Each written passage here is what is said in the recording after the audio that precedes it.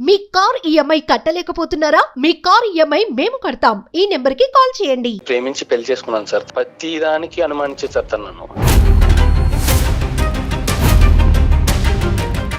ఎందుకు లేడీస్ మాట్లాడుతున్నారు ఆఫీస్ లో? జెంట్స్ స్టాఫ్స్ ఉండరా ఏంటి? నేను పెద్ద తలనొప్పి సార్ నాకు.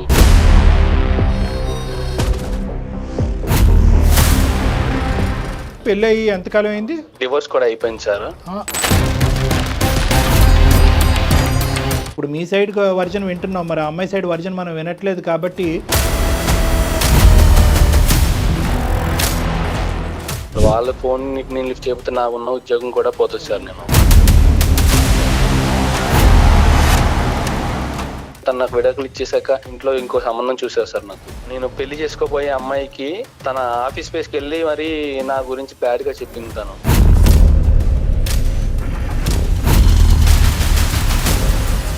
డివోర్స్ అయిపోయినాయి కదండి. డైలీ కాల్స్ డిఫరెంట్ నెంబర్స్ నుంచి సార్ కాల్స్ వచ్చేది. మీరే నా భరత్ ని మ్యారేజ్ చేసుకునే అమ్మాయి, ఒకసారి ఆలోచించండి.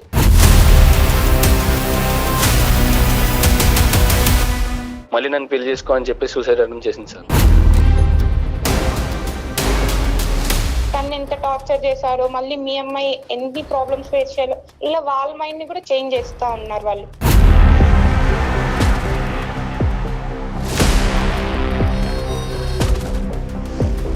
నాకు భయం వేస్తుంది సార్ తను ఏం చేసుకుంటుందని. మరి మ్యారేజ్ చేసుకున్నప్పుడు ఈ అబ్బాయి ఇలా ఉండేవాడు, పెళ్ళి అయిన తర్వాత వాళ్ళ అమ్మ మాట వింటున్నాడు, ఇది కూడా పెద్ద గోల మాకు వచ్చేది.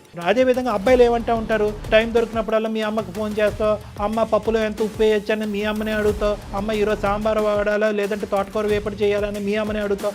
అన్నింటికి మీ అమ్మని అడిగేటట్టయితే నేనెందుకు అని చెప్పి అబ్బాయిలు వచ్చి మా దగ్గర చెప్తాను. మనో కలంకారి సమర్పించు అందమైన జీవితం కార్యక్రమానికి స్వాగతం. నమస్తే కళ్యాణ్ గారు. నమస్తే జయ గారు. కళ్యాణ్ గారు, మా భరత్ అనే ఒక అబ్బాయి మనకి మెయిల్ చేశాడండి. పెళ్లి చేసుకున్న తర్వాత విడిపోవటం, ఇష్యూస్ ఫేస్ చేయటం, ఒకరికొకరు ఇబ్బందులు పడటం, ఇలాంటివి మనం చూస్తూ ఉంటాం. కానీ ఈ మధ్యకాలంలో బహుశా మీరు కూడా నెంబర్ ఆఫ్ కేసెస్ చూస్తున్నారేమో. ప్రీ మ్యారిటల్ కౌన్సిలింగ్ అనేది చాలా అవసరం వచ్చేసింది. ఉమ్మడి కుటుంబాలు ఉండట్లేదు, ఎవరికి వారే ఓన్ డెసిషన్స్ తీసేసుకుంటున్నారు. అదేదో పెళ్లికి ముందే మాట్లాడుకుంటే అన్ని విషయాలకి సంబంధించి ఒక క్లారిటీ వస్తుంది అనే థాట్లోకి వచ్చారు. కేసులు ఎలా ఉన్నాయండి? మీ దాకా వస్తున్నారా? ప్రీ మ్యారిటల్ కౌన్సిలింగ్ గురించి ఈ మధ్య కాలంలో మన ప్రోగ్రామ్స్ బట్టి అవనివ్వండి, ఇంకా వేరే కార్యక్రమాలు బట్టి అవనివ్వండి, ఒక అవగాహన అయితే బాగా పెరిగింది మేడం. ఎందుకంటే ప్రేమించుకునేటటువంటి వాళ్ళు కూడా పెళ్లి వరకు వెళ్ళే లోపు అసలు మేము ప్రేమించుకున్న వాళ్ళం, పెళ్లి తర్వాత భార్యాభర్తలుగా మేము సానుకూలంగా మా ప్రయాణం సాగుతుంది అనేది వచ్చేవాళ్ళు ఉన్నారు. అరేంజ్డ్ మ్యారేజెస్ పరంగా కూడా తల్లిదండ్రులు బాగానే ఇష్టపడుతున్నారు, జాతకాలు బాగానే కలిసినాయి, ఆస్తిపాస్తులు ఏ విధంగా అన్నీ బాగానే ఉన్నాయి. మీ ఇద్దరు అంటే ఏంటంటే ఆలోచన శైలి అంటే ప్రీ మ్యారిటల్ కౌన్సిలింగ్ యొక్క ప్రాముఖ్యత ఏంటంటే ఇమోషనల్ అట్రాక్షన్ అనేటటువంటిది, ఇమోషనల్ ఇంటిమసీ అంటే మానసికంగా మీ ఇద్దరం భార్యాభర్తలుగా జీవితాంతం ప్రయాణం చేయగలమా. శారీరకంగా physical attractions is very easy. నువ్వు బాగున్నావు, నేను బాగున్నావు, నీ హైట్ బాగుంది, నా హైట్ బాగుంది, నీ అందం బాగుంది, నా అందం బాగుంది, దట్స్ ఓకే. అది మీకు 10 minutesలో మీరు అది తేల్చేసుకోవచ్చు ఆ లెక్క. కానీ ఇమోషనల్ ఇంటిమసీ, నా భావజాలం, నా ఆలోచన శైలి, నా వ్యక్తిత్వం అవతల వ్యక్తికి మ్యాచ్ అవుతుందా, నాలో వీక్నెసెస్ని నేను ఈ అమ్మాయి గురించి మాడిఫై చేసుకోగలనా, ఈ అబ్బాయి గురించి మాడిఫై చేసుకోగలనా. మాడిఫై చేసుకోలేనటువంటి క్రమంలో ఇద్దరు ఒకరికొకరు ఎలా అడ్జస్ట్ అయ్యి ఉండగలం అనే అండర్స్టాండింగ్ ప్లాట్ఫామ్ అనేది ముందస్తు మాట్లాడుకుంటే తర్వాత వచ్చేటటువంటి పరిణామాలు రాకుండా ఉంటాయి. ముందే మాట్లాడకపోతే షాక్ అవుతాం, ఇదేంటి. Counselling is very important. Nowadays అయితే చాలా అవసరం కదా. అతను దానికి సంబంధించి అంటే పెళ్లి చేసుకోబోయే ఒక అమ్మాయికి సంబంధించిన ఒక ఇష్యూతో మన దాకా వచ్చాడు. మరి కాల్ చేస్తానండి, చేయండి మేడం.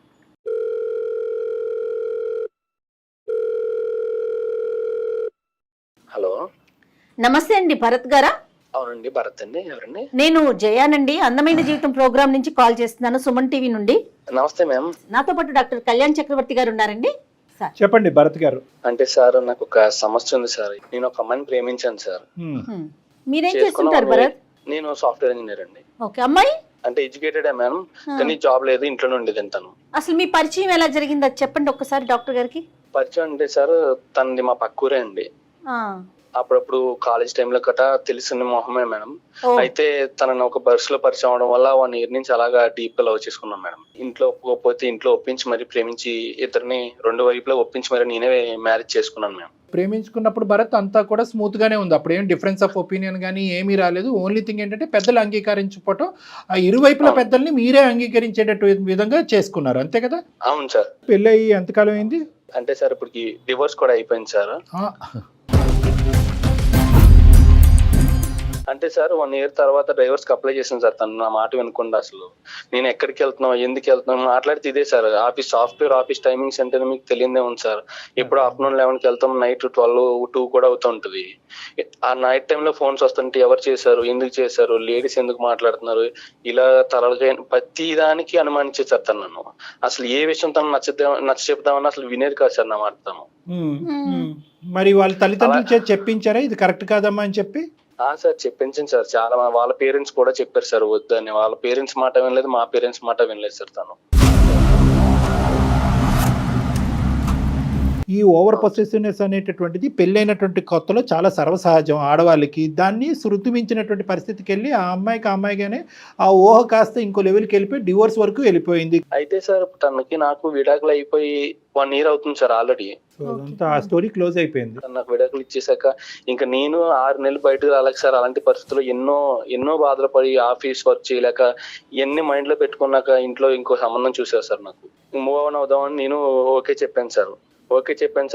ఇలాంటి ఇష్యూ మళ్ళీ జరగకూడదని నేను చేసుకోబోయే అమ్మాయికి కూడా మొత్తం వివరించాను సార్. నా లైఫ్, పాస్ట్ లైఫ్ ఏం జరిగింది, నేను వేరే అమ్మాయితో ఇలాగా పెళ్లి అయింది, ఇలా విడిపోయింది, లవ్ మ్యారేజ్ అని మొత్తం చెప్పాను సార్ తనకి. ఎంగేజ్మెంట్ అయిన అమ్మాయితోటి. అండ్ మాకు ఎంగేజ్మెంట్ అయ్యి కూడా ఎంతో కాలం కాలేదు సార్. గట్టిగా ఒక 4 months అవుతుంది సార్. ఇంకొక 1 month లో మ్యారేజ్ ఉంది సార్. అయితే సార్ ఈ లోపు మళ్ళీ తను నా దగ్గర నాకు ఎంగేజ్మెంట్ ఫిక్స్ అయిందని తెలిసి ఒక 3 months నుంచి తను నన్ను టార్చర్ చేస్తుంది సార్, నా ముందు భార్య. అవును సార్. డివోర్స్ అయిపోయినాయి కదండి.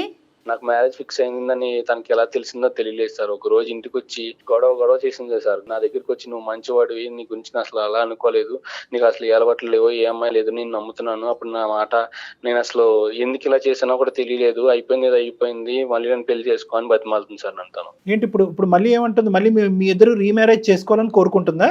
అవును సార్. నీకు ఎంగేజ్మెంట్ అవ్వలేదని అనుకో, కరెక్ట్గా ఎంగేజ్మెంట్ నీ పెళ్లి టైంకి ముందుకు రావటం ఏంటి? దానికంటే ముందు వచ్చి ఉంటే కనుక బహుశా ఆవిడలో ఏమైనా మార్పు కనిపించుంటే నువ్వు ఏమైనా ఒప్పుకుని ఉండేవాడేమో. మళ్ళీ నన్ను పెళ్లి చేసుకో అని చెప్పి సూసైడ్ అటెంప్ట్ చేసింది సార్. నేను పోలీస్ స్టేషన్ లో కంప్లైంట్ కూడా ఇచ్చాను సార్. ఇచ్చారా? తన వల్ల నాకు ఇలా ఇబ్బంది అవుతుంది, తన ఇంటికి వచ్చి సూసైడ్ అటెంప్ట్స్ చేస్తుంది, తనకి ఏమన్నా చేసుకుంటే నాకు బాధ్యత లేదని నాకు భయం వేస్తుంది సార్ తను ఏం చేసుకుంటుందని. అది కూడా కరెక్ట్ కాదు, దాన్ని మేము సమర్థించం కూడా. ఎందుకంటే అకారణంగా వెళ్ళిపోయినటువంటి అమ్మాయి తన జీవితాన్ని నాశనం చేసుకుని నీ జీవితాన్ని పాడు చేసి ఈరోజు మళ్ళీ నీ జీవితాన్ని బాగు చేసుకుని వేరే అమ్మాయికి ప్రామిస్ చేసేటటువంటి క్రమంలో మళ్ళీ దూరి మళ్ళీ జీవితాలు చెడగొట్టేటటువంటి దాన్ని మేము ఎలా ప్రోత్సహిస్తాం? నీకు వద్దు, మాకు వద్దు. కానీ ఈ అమ్మాయి బారి నుంచి నువ్వెలా తప్పించుకుంటావు? నువ్వు పెళ్లి చేసుకోబోయేటటువంటి అమ్మాయి ఎలా తప్పించుకుంటుంది? పోలీస్ కంప్లైంట్ ఇచ్చాక కొద్ది తగ్గిందా ఈవిడ? పోలీస్ కంప్లైంట్ ఇచ్చాక తను కొద్దిగా తగ్గినా కానీ సార్ ఇప్పుడు తను ఒక చిన్న డిస్టర్బెన్స్ చేసి వెళ్ళిపోయింది సార్. ఇప్పుడు కూడా ప్రేమించే అంటే నేను పెళ్లి చేసుకోబోయే అమ్మాయికి తన ఆఫీస్ స్పేస్ కి వెళ్ళి మరి నా గురించి బ్యాడ్ గా చెప్పింది తను. చూసారా? ఇక్కడ బాంబు పేలకపోతే అక్కడ ఒత్తిలిగిస్తుంది అమ్మాయి. అంతే జుట్టు అందకపోతే కాళ్ళు. మరి అంటే ఏమని చెప్తుంది? ఏం చెప్పడానికి ఏముంది ఇక్కడ? నా వల్ల తను ఇబ్బంది పడినట్టు, నేను తాగుబోతుని తిరిగిపోతుని, తను ఎంతో ఇబ్బంది పెట్టినట్టు, ఇలా ఒక్కరి కాదు సార్ 3 చేత చెప్పించింది సార్ తనకి. నా దగ్గర రావడానికి సార్ తనేసి ప్లాన్ అంతా ఇది. నీ దగ్గర రావడం ప్లాన్ కంటే ముందు ఈ పెళ్లిని చెడగొట్టాలనే ప్లాన్. మోటో ఏంటంటే నువ్వు సుఖపడకూడదు, తనకు కానటువంటి వాడు ఎవరికి చెందకూడదు, ఇంకా ఇతని జీవితంలోకి వేరే వాళ్ళు రాకూడదు. మళ్ళీ ఆ అమ్మాయి రావాలి, మళ్ళీ ఆ అమ్మాయి నిన్ను ఉడుం పట్టుగా బిగించాలి, నిన్ను ఊపిరి పీల్చుకోనివ్వకూడదు. ఇదే పద్ధతి కంటిన్యూ అవుతుంది. సరే, ఆ అమ్మాయి మార్పు వచ్చిందో లేదో అనేటటువంటిది ఈ రోజు అప్రస్తుతం. అదేమి ఇప్పుడు అది పెద్ద మాట్లాడుకోవాల్సినటువంటి అవసరం లేదు. కానీ ఇప్పుడు నీ జీవితాన్ని పాడు చేస్తున్న అమ్మాయి ఈ రోజు వచ్చి మళ్ళీ ఆ అమ్మాయి జీవితాన్ని పాడు చేస్తుంది కదా. అవును సార్. ఈ అమ్మాయి ఫస్ట్ మ్యారేజా సెకండ్ మ్యారేజా ఇప్పుడు నువ్వు చేసుకోబోయే అమ్మాయి? ఫస్ట్ మ్యారేజ్ సార్ తను. ఫస్ట్ మ్యారేజ్ పూర్తిగా మీరిద్దరు ఒకరినొకరు అండర్స్టాండ్ చేసుకున్నారు ఈ 4 months లో? పూర్తిగా అండర్స్టాండింగ్ చేసుకున్నాం సార్. తను నన్ను నమ్మింది సార్. అండ్ ఈ విషయం జరగగానే తన గురించి నా గురించి బ్యాడ్ గా చెప్పగానే తను నాకు ఫోన్ చేసి ఇదేంటని అడగగానే తనకి ఎక్స్ప్లెయిన్ చేశాను సార్. కానీ తను కలిసి కూడా మాట్లాడాను సార్. తను అంతా క్లియర్ గా ఉంది సార్. కానీ కాకపోతే మళ్ళీ ఈ పెళ్లి అయ్యాక కూడా తర్వాత ఇలా జరిగితే నా వల్ల నేను తట్టుకోలేను సార్. నువ్వు మాకు చేయడానికి కారణం ఏంటి? ఇప్పుడు మొదటి అమ్మాయితో మాట్లాడాలనా, లేదంటే ఆ అమ్మాయి పరిస్థితి అలాగే ఉంటది, ఇప్పుడు నేను చేసుకోబోయే అమ్మాయిని ఆలోచింపజేయండి అనా?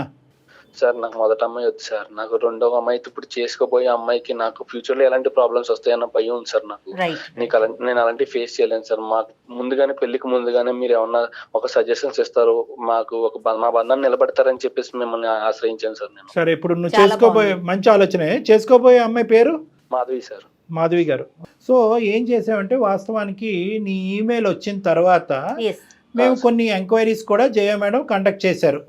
మన టీం ద్వారా జయ మేడం కొన్ని ఎంక్వైరీస్ కండక్ట్ చేయించి వాస్తవానికి నీ భార్యతో కూడా మాట్లాడారు. ప్లస్ మీ ఆఫీస్లో ఉండేటటువంటి కొన్ని క్లోజ్ ఫ్రెండ్స్, ఫ్యామిలీ ఫ్రెండ్స్తో కూడా మాట్లాడటం జరిగింది. ఎందుకంటే ఈ భరత్ అనేటటువంటి అబ్బాయి నిజం చెప్తున్నాడు అనేటటువంటిది అనుకోవటానికి ఏముంది? పాప మా అమ్మాయి ఎన్ని ఆపసోపాలు పడిందో, ఎంత క్షోభం అనుభవించిన తర్వాత ప్రేమించినటువంటి అమ్మాయి పెళ్ళైనటువంటి 1 year తర్వాత డివోర్స్ తీసుకోవటం అనేటటువంటిది చాలా రేరెస్ట్ ఆఫ్ రేర్ సిచ్యువేషన్. అది చదువుకున్నటువంటి. సో కండక్ట్ చేస్తే కనుక మాకు తెలిసినటువంటిది ఏంటంటే, నువ్వు కంప్లీట్గా క్లీన్ చిట్గా బయటకు వచ్చావు. నువ్వు నీ మీద ఎటువంటి అభాండం కూడా మా టీం వాళ్ళకి కనిపించలేదు, ఎటువంటి అనుమానం కూడా మాకు రాలేదు. తర్వాతే మేము నీ ఫోన్ కాల్ సెలెక్ట్ చేసి నీతో మాట్లాడటం అనేది జరుగుతుంది. లేదంటే ఏం చేసి ఉండేవాళ్ళము, ఈ అమ్మాయితో మాట్లాడిపించేది ఏందిరా బాబు, ఆ అమ్మాయి ఫోన్ కలుపు, నీ బండారం అంతా బయటపడుతుంది అని ఉండేవాళ్ళం. అర్థమైంది కదా? సో అది కూడా మా ప్రేక్షకులకు అర్థం అవ్వాలి కాబట్టి ఈ అంశం కూడా నేను నీ ఎదుర్కొంటే నేను తెలియపరుస్తున్నాను. నీకు తెలియదు, నీ గురించి నీ బ్యాక్గ్రౌండ్లో చాలా ఎంక్వైరీస్ జరిగినాయి. ఆ మొత్తం ఎంక్వైరీస్లో నువ్వు క్లీన్ చిట్గా క్లారిటీతో బయటకు వచ్చావు. కాబట్టి ఇప్పుడు నెక్స్ట్ ఇన్ ఎజెండా మేము మాట్లాడవలసినటువంటి వ్యక్తి ఎవరైనా ఉన్నారు అంటే కనుక అది నీకు కాబోయేటటువంటి భార్య మాధవి గారు. సో ఇప్పుడు నువ్వు కాన్ఫరెన్స్ కాల్ కలుపు. आपका कॉल होल्ड पर है, लाइन पर बने रहें या कुछ देर बाद कोशिश करें. హలో, ఎక్కడున్నావు? నేనా ఆఫీస్ లో ఉన్నా. నువ్వు ఎక్కడున్నావు? నేను ఆఫీస్ లో ఉన్నా. దేవి ఏమన్నా ఫోన్ చేసిందా మళ్ళీ నీకు? తన నుంచి అయితే ఏం కాల్స్ రాలేదు. ఐ మీన్ ఏమైనా నెంబర్స్ అలా వస్తే బ్లాక్ లోనే పెడుతున్నా. నీకేమైనా కాల్ చేసిందా? లేదు, నాకు కాల్ రాలేదు. తను నిన్న ఎలా బ్రెయిన్ వాష్ చేస్తుందేమో అన్న భయం నాకుంది. నా లైఫ్ లో సిచ్యువేషన్స్ అన్ని నీకు చెప్పాను. నీకు మొత్తం తెలుసు. మన ఫ్యూచర్ లో ఎలాంటి ప్రాబ్లం రాకూడదంటే మనం దీనికే ముందుగానే ఆలోచించుకుని మాట్లాడుకుంటే బాగుంటుంది అని చెప్పేసి నేను కళ్యాణ్ చక్రవర్తి గారితో మాట్లాడాను. నేను ఒకసారి పెళ్లికి చేసుకోవడానికి పనుల కన్నా ముందు మనం రెడీగా ఉండాలి కదా. మన ఫ్యూచర్ బాగుంటేనే కదా. అందుకే ఒకసారి నీతో డాక్టర్ గారు మాట్లాడతారంటే ఒకసారి మాట్లాడతాను. చాలా సింపుల్ అండ్ స్ట్రైట్ అమ్మాయిలా అనిపిస్తున్నావు అమ్మ మాధవి. చాలా సంతోషం నీతో మాట్లాడుతున్నందుకు. బహుశా పెళ్ళి అయిన తర్వాత మీరిద్దరు వచ్చుంటే కనుక ఇష్యూ ఇంకో విధంగా ఉండేదేమో, ఇంకా జటిలంగా ఉండేది, ఇంకా కాంప్లెక్స్గా ఉండేది. పెళ్ళికి ముందే రావటం అనేది నిజంగా ఆ అమ్మాయి మీకు పెళ్ళికి ముందే మీకు ఒక బలపరీక్ష అనేది పెట్టింది. ఎవరు? దేవి అనే అమ్మాయి, మన భరత్ వాళ్ళ ఎక్స్ వైఫ్. సో మీరేంటంటే పెళ్ళికి ముందే ఈ పరీక్ష పాస్ అవుతే కనుక మీకు అసలు ఏ ఒడిదొడుకు ఉండదు. దీనికి మించినటువంటి ఛాలెంజ్ ఒక భార్యాభర్తల మధ్యన ఏదో వస్తుందని నేను అనుకోను. ఫస్ట్ క్వశ్చన్, డివోర్సింగ్ చేసుకోవాల్సిన అవసరం ఏముంది? సెకండ్ క్వశ్చన్, దేవి నీకు 1కి 10 సార్లు ఫోన్ చేసిన తర్వాత నీ బ్రెయిన్ వాష్ చేయడానికి ఏమేమి చెప్పేది నీకు, అవి నువ్వు ఎలా టాలరేట్ చేసావు, ఎలా తిరిగి సమాధానం చెప్పావు? భరత్ గురించి మ్యారేజ్ ప్రపోజల్ వచ్చిందో నాకు తన క్యారెక్టర్ గానీ, తను లైఫ్ లో ఫస్ట్ మ్యారేజ్ చేసుకుని ఇంత ఫేస్ చేశాడు, ఓకే మన నుంచి ఒక అబ్బాయికి మంచి లైఫ్ దొరుకుతుంది అని ఆలోచించి, మళ్ళీ వాళ్ళ పేరెంట్స్ గురించి ఆలోచించి, వాళ్ళ సైడ్ అంతా నాకు మంచిగా అనిపించింది సార్. ఓకే, దీన్ని మ్యారేజ్ చేసుకుంటే నా లైఫ్ మంచిగా ఉంటుంది. భరత్ గురించి ఏమైనా ఎంక్వైరీస్ చేసావమ్మా దానికి ముందు? అంటే మీరు కానీ మీ కుటుంబ సభ్యులు కానీ భరత్ యొక్క క్యారెక్టర్ ఏంటి అనేది ఏమైనా ఎంక్వైరీస్ చేశారా, లేదంటే కేవలం అతను చెప్పేదే నమ్మారా? అంటే మ్యారేజ్ ప్రపోజల్ వచ్చిన తర్వాత మా ఫ్యామిలీ అంతా ఎంక్వైరీ చేసి తర్వాత మేము డెసిషన్ తీసుకున్నాం. సూపర్ అండి, సూపర్, నైస్ నైస్.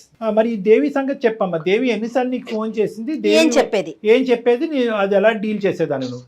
నాకు అంటే మా భరత్ ఇట్లా డైవర్స్ అయిపోయిన తర్వాత మేమంతా ఓకే, మాకు వాళ్ళ ఫ్యామిలీ నుంచి ఏం ప్రాబ్లం లేదు, మా ఫ్యామిలీ నుంచి కూడా వాళ్ళకి ఏం ప్రాబ్లం లేదు, అందరికి ఓకే అనుకున్నప్పుడు మేము ఎంగేజ్మెంట్ చేసుకున్నాం సార్. దాని తర్వాత వన్స్ ఎంగేజ్మెంట్ అయిన ఒక 1 month నుంచి నాకు డైలీ కాల్స్ డిఫరెంట్ నెంబర్స్ నుంచి సార్ కాల్స్ వచ్చేది. ప్లస్ ఇప్పుడు డైరెక్ట్ గా ఎప్పుడైనా నేను ఆఫీస్ కి వెళ్ళేటప్పుడు బస్ స్టాప్ లో వెయిట్ చేస్తున్నాను, లేదా బయట షాపింగ్ మాల్స్ కి వెళ్ళింటాను, లేదా ఫ్రెండ్స్ తో ఎక్కడికైనా వెళ్తాను, ఆ టైంలో వచ్చి డైరెక్ట్ గా నాకు ఒక అన్నోన్ పర్సన్స్ వచ్చి మీరే నా భరత్ ని మ్యారేజ్ చేసుకునే అమ్మాయి, ఇలా మీరు సెకండ్ మ్యారేజ్ చేసుకుంటున్న అబ్బాయిని ఎందుకు మ్యారేజ్ చేసుకోవాలనుకుంటున్నారు, తను మిమ్మల్ని ఎందుకు మ్యారేజ్ చేసుకోవాలనుకున్నారు, ఒక్కసారి ఆలోచన. ఇలా నాకు కొంచెం మైండ్ అనేది డైవర్ట్ చేయడానికి చాలా మంది ట్రై చేశారు సార్. టెంపుల్స్ కి ఫ్యామిలీతో వెళ్తున్నా కూడా ఇప్పుడు నేను ఒకటే ఉంటే దాన్ని నేను వేరేలాగా అర్థం చేసుకొని నేను భరత్ తో మాట్లాడి ఏమైనా లైక్ ప్రాబ్లమ్స్ వస్తే క్లారిఫై చేసుకుంటాం. మా ఫ్యామిలీతో ఉన్నప్పుడు కూడా వచ్చి ఇలా ఆలోచించండి ఒకసారి, మీ అమ్మాయి లైఫ్ పోతుందేమో, ఇట్లా డైవర్స్ తీసుకున్న అబ్బాయితో ఎందుకు, తను ఎంత టార్చర్ చేశారో, మళ్ళీ మీ అమ్మాయి ఎన్ని ప్రాబ్లమ్స్ ఫేస్ చేయాలో, ఇలా వాళ్ళ మైండ్ ని కూడా చేంజ్ చేస్తా ఉన్నారు వాళ్ళు. మాక్సిమం ఎంత వరకు చెప్పాలో అంతవరకు చెప్తున్నారు, ఎట్లయినా ఈ పెళ్లి క్యాన్సిల్ చేయాలని, అంతేనండి? పెళ్లి క్యాన్సిల్ చేయాలని. ఈవెన్ మేడం యాక్చువల్లీ మ్యారేజ్ కి ఇంకొక 1 month ఉంది అనుకున్నప్పుడు కూడా మాకు అసలు నాకు మ్యారేజ్ వర్క్స్ మీద కానీ ఆఫీస్ వర్క్స్ మీద కానీ కాన్సన్ట్రేషన్ అసలు చేయలేకపోతున్నాను. మ్యారేజ్ చేసుకుంటే నేను నెక్స్ట్ సేమ్ ఇప్పుడు వీళ్ళు చెప్పే ప్రాబ్లమ్స్ ఏమైనా నా లైఫ్ లో నేను ఎలా ఫేస్ చేయాలి, మా ఫ్యామిలీకి ఏమైనా చెప్తే వాళ్ళు ఇన్ని జరుగుతున్నా కూడా నువ్వు వద్దు అనుకొని చేసుకున్నావు కదా, నువ్వే ఫేస్ చేసుకో అని వాళ్ళ నుంచి నాకు ఏం సపోర్ట్ రాకుండా మేమిద్దరం ఇలా గొడవలాడుకుంటూ రోజు ఉంటే ఎలా ఫేస్ చేయాలని అలా ఒక మైండ్ నాకు చేంజ్ అయిపోతుంది మేడం. కాదు మాధవి, ఇంట్లో వాళ్ళు వద్దని చెప్తున్నారా? ఎందుకు ఇంత ఇష్యూ జరిగింది కదా, ఈ పెళ్లి వద్దు క్యాన్సిల్ చేసుకుందాం అంటున్నారా మిమ్మల్ని? అంటే వాళ్ళు ఆలోచించు ఒకసారి, ఇంత లైక్ ఇప్పుడే నీదేమి కాదు కదా, ఆలోచించు, ఇతను కాకపోతే ఇంకా బెటర్ గుడ్ పర్సన్ రావచ్చు కదా, ఇలా చెప్పేవాళ్ళు. కానీ నువ్వైతే మాత్రం నాకు భరతే కావాలని పట్టుబట్టేదానమ్మా. అవును సార్. కాకపోతే నాకు భరత్ లో తను ఫేస్ చేసిన ప్రాబ్లమ్స్ అన్ని తను ఎలా దాని నుంచి ఓవర్కమ్ అయ్యాడు, ఇవన్నీ నాకు నచ్చి ఇప్పుడు తను నెక్స్ట్ మ్యారేజ్ చేసుకున్న అమ్మాయిని ఎలా చూసుకుంటాడు, ఇవన్నీ నేను తన మీద నమ్మి నేను ఓకే చెప్తాను సార్. సరే సరే, మొత్తం చెప్పాను సార్, నా లైఫ్ లో జరిగిన విషయం ప్రతి విషయం చెప్పాను సార్. మీరు చేసిన చాలా మంచి పని అదే భరత్. చెప్పారు భరత్. ఇప్పుడు ఒకటి నెంబర్ 1 మీరు చెప్పకపోయినా తెలుసుకోవచ్చు వాళ్ళు, ఎందుకంటే ఇదేదో ఎక్కడో అప్పుడు నెగటివిటీ అవుతుంది కదా, ఎక్కడో మారుమూల ప్రాంతంలో పెళ్లి చేసుకోవటం కాదు, మీరు అప్ఫ్రంట్ గా చెప్పారు, అది అప్రిషియేట్ చేస్తాము. నెంబర్ 1. నెంబర్ 2 ఏంటంటే వాళ్ళ ఎంక్వైరీస్ లో కూడా మీ క్యారెక్టర్ కరెక్ట్ అని తెలిసింది. ఇప్పుడు 3వ ఫేజ్లో ఏంటంటే మా ఎంక్వైరీస్లో కూడా మీ క్యారెక్టర్ కరెక్ట్ అని తెలిసింది. సో అన్ని విధాలుగా పాజిటివ్ అని. కానీ ఇక్కడ అమ్మాయికి ఉన్న డైలమా ఏంటంటే, ఆ అమ్మాయికి ఉండేటటువంటి భయంకరమైన సిచ్యువేషన్ ఏంటంటే, ఏ ఆడపిల్ల ముందుకొచ్చి తీసుకున్నటువంటి ఒక స్టెప్, ప్రేమించి సంవత్సరం పాటు ప్రేమించి ఇష్టపూర్వకంగా తల్లిదండ్రులని ఎదిరించో బతిమాలకో పెళ్లి చేసుకున్న మీరే 1 yearకి మించి పెళ్లి నిలబెట్టుకోలేకపోయారు. అలాంటి అబ్బాయిని నేను కోరొచ్చి చేసుకుంటున్నాను, ప్రేమించుకున్నటువంటి అమ్మాయే తట్టుకోలేనటువంటి అబ్బాయిని నేను ముందుకొచ్చి చేసుకుంటే కనుక ఎంత సీవీ నచ్చి ఎంత గొప్పవాడి ఎంత మెచ్చినా కూడా రేపొద్దున నా పరిస్థితి కూడా సంవత్సరం తర్వాత ఇదే జరిగితే ఏంటి అనేటటువంటి ఆలోచన ఆ అమ్మాయిలోకి రావటం.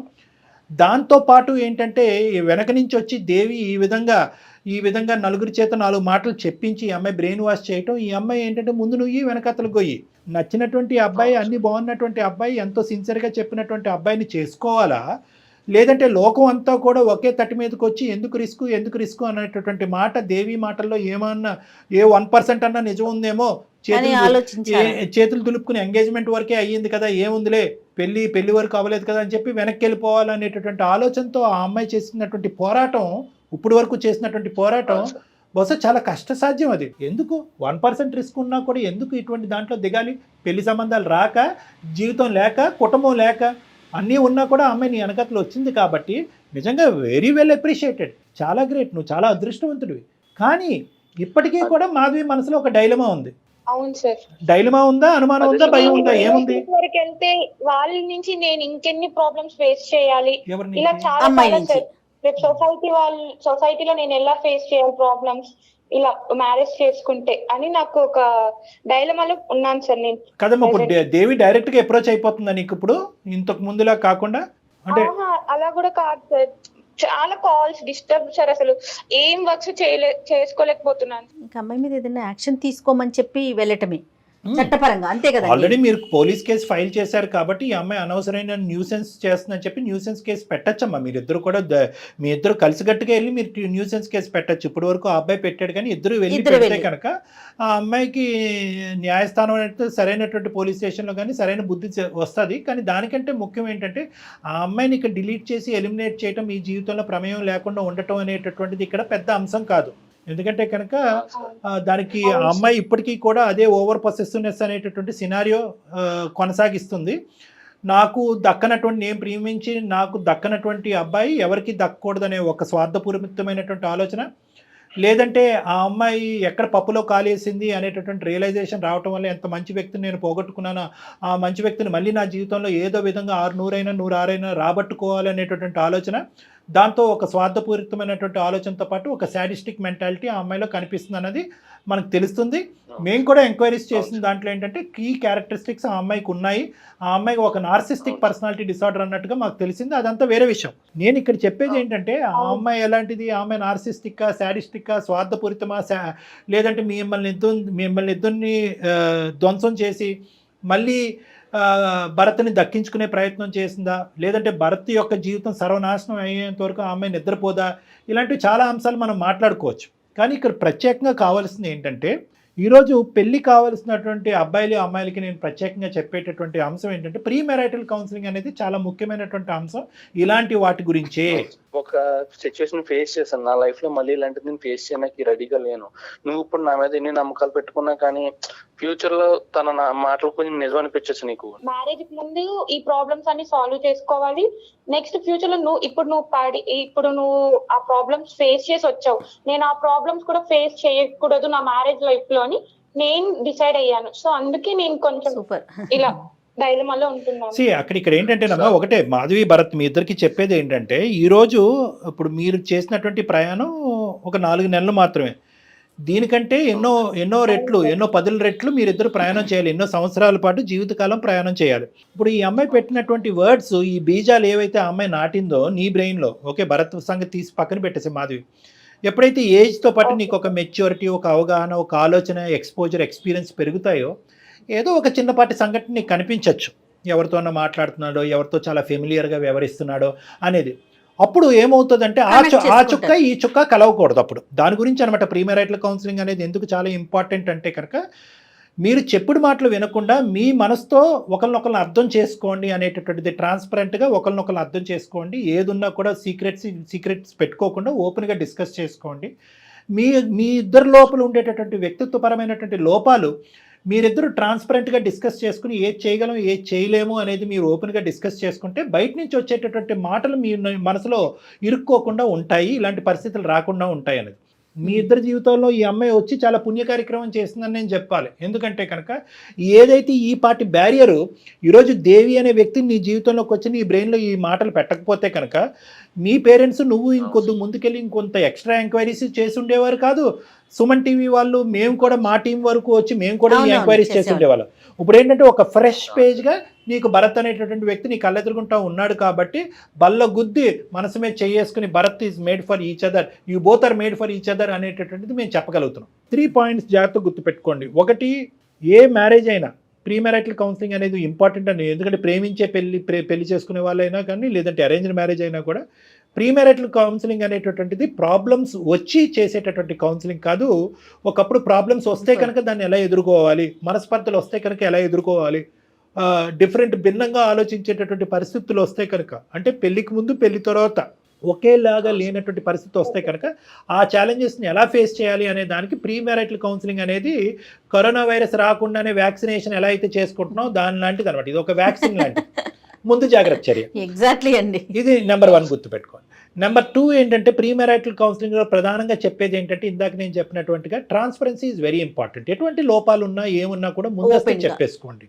పెళ్లి తర్వాత చెప్దాము, ప్రేమ పెరిగిన తర్వాత చెప్తాము, అతని మనసు పెద్ద సముద్రం అంతా అయిన తర్వాత చెప్దామని అనుకోవటం కాదు, ముందస్తేనే చెప్పేసుకోండి. అది ఒక ట్రాన్స్పరెన్సీ. మూడో అంశం ఏంటంటే Okay, వ్యక్తిత్వ sir. పరంగా లోపాలు ఏవైతే ఉంటాయి కనుక నేను ఇది భరించగలను ఇది భరించలేను, దీని వరకు అయితే నేను టాలరేట్ చేస్తాను, ఇంతవరకు అయితే టాలరేట్ చేయను, నా జీవితంలో మా అమ్మ యొక్క ప్రభావం ఇంతవరకు ఉంటుంది, మా అక్క చెల్లెల ప్రభావం ఇంతవరకు ఉంటుంది, మా తండ్రి ప్రభావం ఇంతవరకు ఉంటుంది.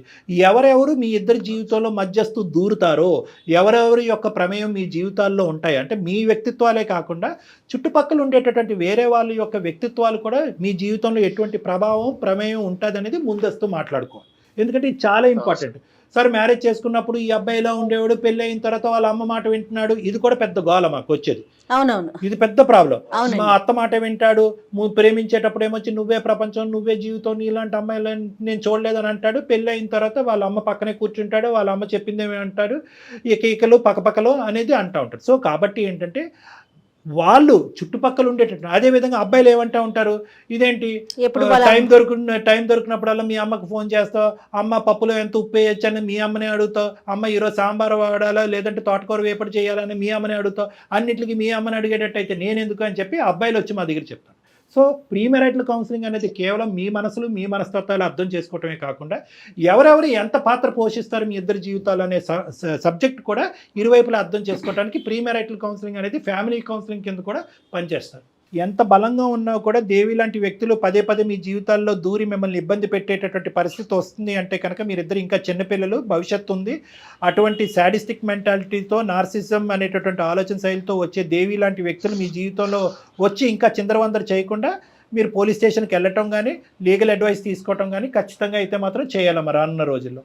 Okay sir. Okay okay sir. Be strong అండి, స్ట్రాంగ్గా ఉండండి, డాక్టర్ గారి సలహాను తీసుకోండి. అవసరమైతే ఒక్కసారి మీ ఇద్దరు కూడా వచ్చి కలవచ్చు పర్సనల్. రండి ఏమైనా ఉంటే కనుక రండి. 90% అంతా క్లియర్ అయిపోయింది అన్నట్టు నాకు అనిపిస్తుంది. ఏమైనా ఉంటే కనుక ఆలోచించి రండి, లేని పక్షంలో రావద్దు. చెప్పినటువంటి సూత్రాలు మాత్రం గుర్తుపెట్టుకుని హ్యాపీగా ముందుకెళ్ళండి. Okay sir. Thank you so much sir. Thank you మా, Bye అమ్మా. All the best. రైట్. మీరు చేస్తున్న రెగ్యులర్ కౌన్సిలింగ్తో పాటుగా ప్రీ మ్యారిటల్ కౌన్సిలింగ్ కూడా కాస్త సమయాన్ని మీరు వెచ్చిస్తే బాగుంటుంది అనిపిస్తుంది కళ్యాణ్ గారు నాకు. ఎందుకంటే ఎవరైనా ఇప్పుడు ఆడియన్స్ చూస్తారో వాళ్ళకి కూడా ఒక క్లారిటీ వచ్చి ఉంటుంది, ప్లస్ అవసరం కూడాను. ఎవరికైనా కూడా ప్రీ మ్యారిటల్ కౌన్సిలింగ్ కావాలి, డాక్టర్ గారితో మాట్లాడాలి అనుకుంటే కింద స్క్రీన్ మీద కనిపిస్తున్న నెంబర్కి కాల్ చేసి అపాయింట్మెంట్ బుక్ చేసుకోవచ్చు. రైట్ కళ్యాణ్ గారు, ఎనీహో చిన్న డౌట్స్ చాలా మెచ్యూర్డ్ గా ఉన్నారు ఇద్దరు కూడా, ముఖ్యంగా అమ్మాయి కూడా ఓపెన్ గా ఉన్నారు. అంటే చాలా మన వర్క్ అనేది చాలా ఈజీ అయిపోయింది. రైట్ అండి, ఇంకొక ఎపిసోడ్తో కలుద్దామండి. నమస్తే.